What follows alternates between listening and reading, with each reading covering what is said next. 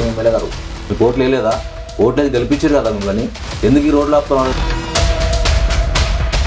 నిజంగా మీరు ఇచ్చిన స్పందించట్లేదా? అంటే స్పందించట్లేదంటే మిమ్మల్ని ప్రభుత్వం పట్టించుకోవట్లేదా? గతంలో 2 లక్షల కిరాయి కట్టే ఉంది, మీరు 2 లక్షలు ఇచ్చిన 1,00,000 నేను రెడీగా ఉన్నాను, మళ్ళీ మాట వినిపడ్డా మళ్ళీ 1000 నేను రెడీగా ఉన్నాను. మేము ప్రజలు గెలిపించారు, బాస్పంలా ప్రజలు గెలిపించారు. ఒక టెంకాయ కొట్టేస్తే మీరు ఎట్లా టెంకాయ కొట్టి చెప్పేసి 2 నెలలకెళ్ళి సుమారు 2 నెలలకెళ్ళి ఆ బస్సులో సగం రోడ్డు కట్టి తీసి పెడితే చిన్న చిన్న పిల్లలు, స్కూల్కి పిల్లలు, వృద్ధులు ఇబ్బంది పడతా ఉంటే మీకు మనసు కరగట్లేదు అని అడుగుతున్నాం. ఈరోజు కర్తావాల్ కాన్స్టిట్యూషన్ ఉన్న జూబ్లీస్లో ఉన్న సమస్యల కోసం మాట్లాడడం జరుగుతుంది. ఈరోజు మనం ఒక 2 months కింద 14 అంబేద్కర్ నగర్ ఏదైతే 1 ఎకరం 30 గుంటల గురించి జాగా అవుతుందో అది ఓల్డ్ సిటీలో ఉన్న ఆర్డీఓ ఆఫీస్కి ఇక్కడ కేటాయిస్తే దానిపైన తీవ్రంగా మన కన్నీరు జరిగింది. ఇక్కడ ప్రభుత్వ స్థలాలు ఉండడం తక్కువ ఉంది, ఆ స్థలాన్ని కాపాడుకో బాధ్యత మన పైన అందరిపైన ఉందని చెప్పినాను. ఎమ్మెల్యే గారిని ఇంటికి పోయి కలుస్తా అని చెప్పినాను, ఎమ్మెల్యేని ఇక్కడ కలిసినాను, పొన్నం ప్రభాకర్ గారికి, అదేవిధంగా కలెక్టర్కు లెటర్లు పెట్టినామని చెప్పేసి నాకు లెటర్లు పంపించారు. ఇది నేను ఏమన్నా అంటే మీ లెటర్ పంపించి ఓకే, మీకు లెటర్ పంపించినప్పుడు మీకు ఇన్వైట్ కాపీ వస్తుంది. వీలైతే ఈ ప్రజల కోసం ఇన్వైట్ కాపీ ఏదైతుందో ప్రజల కోసం రిలీజ్ చేయండి. అంటే మీరు ఇచ్చినట్టుగా నిజంగా మీరు ఇచ్చిన స్పందించట్లేదా? అంటే స్పందించట్లేదంటే మిమ్మల్ని ప్రభుత్వం పట్టించుకోవట్లేదని అడుగుతా ఉన్నాను. ఎందుకంటే కర్తావాల్ కాన్స్టిట్యూషన్ ఉన్నదే కొన్ని ల్యాండ్లు, ఒక 2-3 ల్యాండ్లు మాత్రమే మిగిలిపోయినాయి. నేను ఇది ఇక్కడ పెట్టకుండా అక్కడ Rajendra Nagar outer ring road పక్కన ఎందుకు పెట్టమంటున్నానంటే వాళ్ళు అక్కడికి వెళ్ళి ఓల్డ్ సిటీకి వెళ్ళి ఇక్కడ రానికి ఎంత దూరమో ఇడికెళ్ళి అక్కడ పోనీ వాళ్ళకి అద్దె దూరం. సిటీ అవుట్స్కట్లో పెడితే ఏమవుతుందంటే ప్రభుత్వ స్థలాలు ఎక్కువ ఉంటాయి, ఒక స్థలాలు తీసుకునే ఇబ్బంది అయితే పడేది కాదు. ఈ స్థలం ఇక్కడ ఉంటే ఎందుకంటే ఈ స్థలం ఇక్కడ ఉంటే మనకు ప్రభుత్వ మెడికల్ కాలేజీ, ఇంటర్మీడియట్ కాలేజీ, మనం డిగ్రీ కాలేజీ కట్టాలనుకున్న ఆలోచనతో మనం మొత్తం 4 acres ల్యాండ్ ఉంది, దాని కింద ఇంకొన్న కేరళ భవన్ ఉంది, దాని కింద ఇంకా ల్యాండ్ ఉంది. ఈ మంచి వాతావరణంలో ఒక ప్రభుత్వ కాలేజీ కట్టడానికి ఆ రోజు ప్రపోజల్ పెట్టుకున్నాము, ఇంకా ఏదైనా చేసుకునే అవకాశం కూడా ఉంది మనకు. అది కానీ ఎందుకంటే అంటే ఇప్పుడు ఈ ప్రజలకు తెలవాల్సిందంటే మీరు ఎందుకు స్పందించట్లేదు? మీరు సీఎం గారు మిమ్మల్ని పట్టించుకోవట్లేదా? పొన్నబాబు గారు ఏమైనా పట్టించుకోవట్లేదా మిమ్మల్ని? ఎందుకు ఈ ల్యాండ్ల పైన మాకు హామీ ఇచ్చి మాకు లెటర్లు పంపించి మేము చేస్తున్నామని చెప్పినా కూడా మిమ్మల్ని స్పందించకపోతే మిమ్మల్ని ప్రభుత్వం పట్టించుకోవట్లేదని నేను చెప్తా ఉన్నాను. అదేవిధంగా 2017లో స్టార్ట్ అయిన డబుల్ బెడ్రూమ్లు ఏదైతుందో 46 అంబేద్కర్ నగర్లో 2017కి వెళ్ళి 2025 దాకా వచ్చేదాకా కూడా ఇప్పుడు ఆ ఇండ్లు ఇప్పటికీ డబుల్ బెడ్రూమ్లు గత గవర్నమెంట్లో మీరు ఎమ్మెల్యేగా ఉన్నారు, సంపూర్ణంగా 5 ఏళ్ళు మీరు ఎమ్మెల్యేగా చేసి ఆ ఇండ్లని అంచెలంచెలుగా అడ్డుకొని ఆ ఇండ్లను జరగకుండా ఆపింది మీరే. ఇక్కడ మరీ చెప్తున్నాను, ఎందుకు ఆ ప్రభుత్వ స్థలాలపైన మీరు మాట్లాడట్లేదు? అసెంబ్లీలో మాట్లాడే అవకాశం ఉండే, మున్సిపాల్లో వచ్చి మాట్లాడే అవకాశం ఉండే, కానీ ఎక్కడ కూడా మీరు మాట్లాడకుండా ఆ డబుల్ బెడ్రూమ్లు ఏవైతుందో 300 ఇండ్లు ఏవైతున్నాయో 3 బ్లాక్లు విభజించి ఒక బ్లాక్ స్లాప్లు అయిపోయింది, 2 బ్లాక్ స్లాప్లు అయిపోయింది, 3వ బ్లాక్ కాడ ఓటింగ్ లేచి పెంతుమిగులలో కూడా ఆగిపోయింది. ఇప్పటిదాకా దానిపైన ఎందుకు మీరు రివ్యూ మీటింగ్ తీసుకొని ఎందుకు మాట్లాడలేదు? మీరు ఎమ్మెల్యే గారు మిమ్మల్ని ప్రశ్నిస్తూ ఉన్నాను.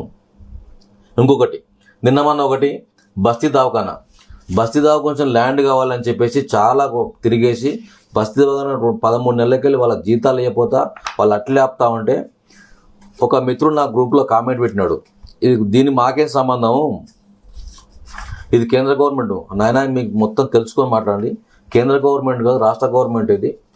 మీ హెల్త్ మినిస్టర్ ఆయన లెటర్ పాడికి వెళ్ళి ఇక ప్రభుత్వానికి 1,45,00,000 కట్టి అక్కడ ఇంద్రనగర్లో ఒక దగ్గర, ఇక్కడ బీజేనగర్లో ఒక దగ్గర కట్టాలని చెప్పేసి మీ ప్రభుత్వం మీరే డిక్లేర్ చేసి మీరు ఫండ్ పంపించారు, ఎంఆర్ఓ రివ్యూ మీటింగ్ పెట్టారు, అన్నీ జరిగింది. దీనికి కావాల్సింది ఏముందంటే ఓన్లీ ఒక కలెక్టర్ ఒక సిగ్నేచర్ పెట్టేస్తే ఈ వెంబడే పని స్టార్ట్ అవ్వడానికి. ఇక్కడ గర్భిణీ స్త్రీలు మన గతంలో పోయినాం, ఇంద్రనగర్ పోయినాం, రోజుకు 70 మంది గర్భిణీ స్త్రీలకు స్కానింగ్లు, బ్లడ్ టెస్టులు, వాళ్ళ టెస్టులన్నీ పెట్టి మంచి బ్రహ్మాండమైన హాస్పిటల్, అలాంటి హాస్పిటల్ కాపాడుకోవాల్సిన బాధ్యత మన అందరి పైన ఉంది. రాజకీయ పార్టీలు అందరికీ, ప్రజా జీవితంలో ఎవరైతే ఉన్నారో అందరికి అవసరం. ఆ ల్యాండ్ని కాపాడి ఇప్పటికైనా మీరు సత్యం కలెక్టర్తో మాట్లాడి మీరే స్వయంగా వెళ్ళి ఆ లెటర్ తీసుకొస్తారని ఆశిస్తూ ఉన్నాను. గతంలో చెప్పిన 2 లక్షల కిరాయి కట్టేది ఉంది, మీరు 2 లక్షలు ఇస్తే 1,00,000 నేను రెడీగా ఉన్నాను, మళ్ళీ మాట పడ్డా మళ్ళీ 1000 నేను రెడీగా ఉన్నాను. అది రెండోది వచ్చేసి జాల్జీస్ నగర్లో భగత్ సింగ్ కాలనీలో 13 19 లక్షలతోని ఆ రోడ్డు శాంక్షన్ అయింది. గతంలో 2 సార్లు రీకాల్ అయితే కూడా ఎవరి దాని కాంట్రాక్ట్ ముందుకు రాకపోతే నేనే స్వయంగా కాంట్రాక్ట్ని పంపించి ఆ రోడ్ వేయాల మిత్రమా అని చెప్పేసి ఆయన తీసుకొచ్చి ఆయన నేను హామీ నేను ఇస్తా, నీకు ఆర్ఎంసీ క్రెడిట్ ఇస్తా, నువ్వు వేయాలని చెప్పినాను. తీసుకొచ్చి టెండర్ వేసి స్టార్ట్ చేసింది. మేము ఒక టెంకాయ కొట్టిన పాపానికి మేము ప్రజలు గెలిపించారు, బాస్మంలా ప్రజలు గెలిపించారు. ఒక టెంకాయ కొట్టేస్తే మీరు ఎట్లా టెంకాయ కొట్టి చెప్పేసి 2 నెలలకెళ్ళి సుమారు 2 నెలలకెళ్ళి ఆ బస్సులో సగం రోడ్ కట్ చేసి పెడితే చిన్న చిన్న పిల్లలు, స్కూల్కి పోయే పిల్లలు, వృద్ధులు ఇబ్బంది పడతా ఉంటే మీకు మనసు కరగట్లేదు అని అడుగుతున్నాను. మీరు ఎందుకు ఆ రోడ్ ఆపిరని అడుగుతున్నాను. ఇప్పటిదాకా వినాయక్ నగర్ కానీ, బాలరెడ్డి నగర్ కానీ, బస్తవర్ నగర్ కానీ, అదేవిధంగా మాగంటి కాలనీ కానీ, అక్కడ ఇంద్రావరణ ల్యాండ్ రోడ్లు కానీ, గాయత్రి హిల్స్లో కానీ, జూబ్లీ సొసైటీలో కానీ ఇన్ని రోడ్లు వేయించినాం కదా. ఏ రోడ్ కన్నా వచ్చి ఒక రోడ్కి వచ్చి టెంకాయ కొట్టామా? అయిపోయిన రోడ్లకు వచ్చి శిలాపాలు కొడితే 2-3 కానీ టెంకాయ వచ్చి కొట్టిపోయినా తప్ప ఈ రోడ్ని ఆ బస్తీ ప్రజలు మీకు ఏం హాని చేసినా అడుగుతా ఉన్నాను. హైయెస్ట్ మెజార్టీ ఓట్లు వేసిన జాలి చేసిన ప్రజలు మిమ్మల్ని ఆ రోడ్డు తొగేసి ఇప్పటిదాకా మీరు గతంలో 5 ఏళ్ళ నుండి ఇప్పుడు మళ్ళీ గెలిచి 18 ఏళ్ళు వచ్చినాక ఇప్పటిదాకా ఆ బస్తీకి 0 పైసా పనిచేయలేదు. నేను ఓపెన్ ఛాలెంజ్ చేస్తున్నా. మీరు ఏం చేసిందంటే నిరూపించని చెప్తున్నాను. ఒక నాయకుడు మాట వాళ్ళ నాయకుడు కాంగ్రెస్ పార్టీ కార్యకర్తలు అన్నాను. ఎందుకంటే ఎమ్మెల్యే అంచర్లు మాత్రం అంటాను. ఎందుకంటే పాపం 10 ఏళ్ళు గవర్నమెంట్ లేకుండా వాళ్ళ బిడ్డలు ఇలా ఇయ్యాల కూడా ఇబ్బంది పడుతూ అలానే అలా జీవితం సాగిపోతా ఉంది. ఈ నువ్వే ఆ పార్టీ తిరిగినావు, ఈ పార్టీ తిరిగినావు, మళ్ళీ వచ్చినావు కాంగ్రెస్ కూర్చున్నావు, ఆ కార్యకర్తలను ఇబ్బంది పెడతా ఉన్నావు. ఒక నాయకుడు అంటాడు నేను లెటర్ ఇచ్చినా చెప్తాను. ఈ లెటర్ మీద కనీసం ఒక డేట్ లేదు. ఏ డోర్ నెంబర్కి వెళ్ళి ఏ డోర్ నెంబర్ దాకా రోడ్ వేయాలని కూడా క్లారిటీ లేదు. ఆ నాయకుని కూడా చెప్తా ఉన్నాం. మీ చేతనైతే ఇంకోసారి పెట్టినప్పుడు 2 డోర్ నెంబర్ మెన్షన్ చేయండి. Starting door number, ending door number, దానికి ఎస్టిమేషన్ వేయించాలి బాస్.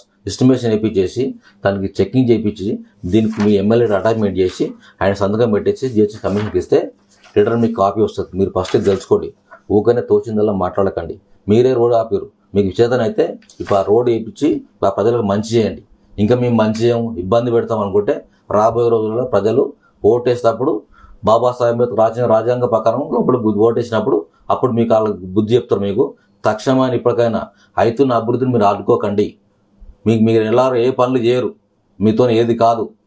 ఓట్లు వచ్చినప్పుడు బుధాల మీద చేతులు వేసేసి మాత్రం ఓట్లు దండుకొని బయటపడదు తప్ప ఎవరు కూడా ఏం పని చేయని పాపాలు చర్చకు రాని కానీ నేను రెడీగా సిద్ధంగా ఉన్నాను. మీరు వస్తారంటే మీరు రండి చెప్తున్నాను. కానీ తక్షణమే ఆ రోడ్లు లేనికి ఇప్పటికైనా వెంకటేష్ గారికి, విజయ్ కుమార్కి ఫోన్ చేసి చెప్పండి. ఎవరైనా ప్రభుత్వ పెద్దలు నాకు సహకరిస్తే వాళ్ళని ఆఫీస్కి వెళ్తే అమ్మనాబూతులు తిరుగుతా ఉన్న వాళ్ళని. నువ్వు ఒక్కనే గెలిచిన ప్రభుత్వంలో మేము గెలవలేదా?